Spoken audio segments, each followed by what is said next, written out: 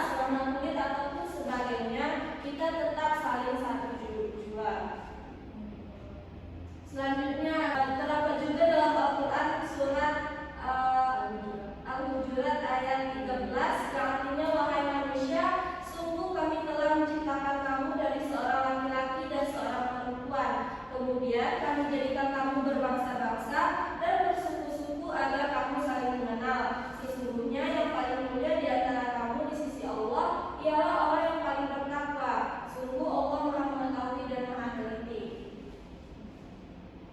Nah, keberagaman yang pertama kita pelajari yaitu tentang keberagaman rumah adat. Diperhatikan ya, siapa yang membaca slide pertama? Ya, kita. Yang satu, keberagaman rumah adat. Rumah adat merupakan cerminan budaya yang terbentuk dari tradisi dalam masyarakat seperti adaptasi, cara hidup, ekonomi, dan religinya. Misalnya, rumah adat Sumatera Barat itu rumah gadang, rumah adat Jawa Tengah itu rumah jomblong. Ya, keberagaman yang pertama yaitu keberagaman rumah adat dapat sudah dibaca oleh Afifah tadi. Rumah adat merupakan cerminan budaya yang terbentuk dari tradisi dalam masyarakat seperti adaptasi atau cara hidup, ekonomi, dan religinya. Dapat teman-teman lihat di sini ada foto dari rumah adat Jawa Barat yang namanya Kebaya, Sumatera Barat namanya Rumah Gadang, Gapura Candi, dan dalam kota. Nah, selanjutnya tentang keberagaman upacara adat. Nah, keberagaman upacara adat ini merupakan salah satu tradisi yang dianggap memiliki nilai-nilai bagi masyarakat sebagai cara manusia untuk berhubungan dengan para leluhur dan juga sang penciptanya. Contohnya ada upacara ruatan yang ada di Jawa Barat, di Jawa, di mana upacara ini untuk menyucikan seseorang dari kesialan. Ada upacara Kaben yang ada di Bali, seperti itu. Dapat teman-teman lihat ini adalah upacara Kaben yang ada di Bali.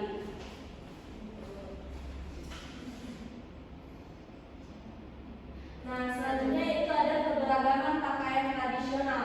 Pakaian adat tradisional berfungsi untuk mengekspresikan identitas.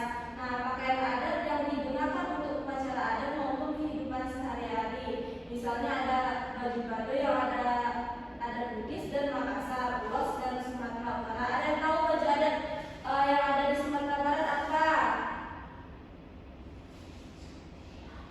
Ya, apa mungkin?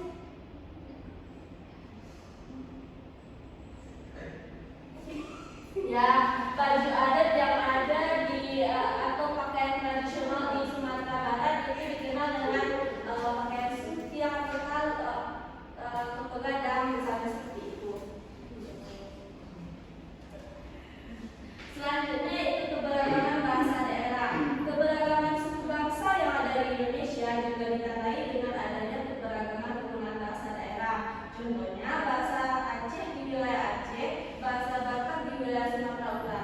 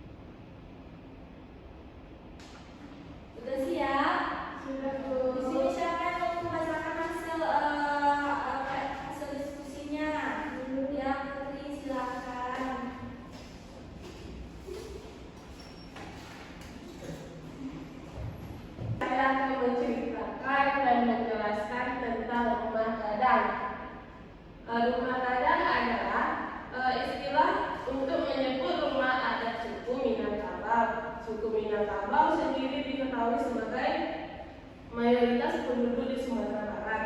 Secara garis besar, rumah gadang dibagi menjadi dua kelompok, yaitu rumah gadang Kota Pilihan dan rumah gadang Bodi Caniako.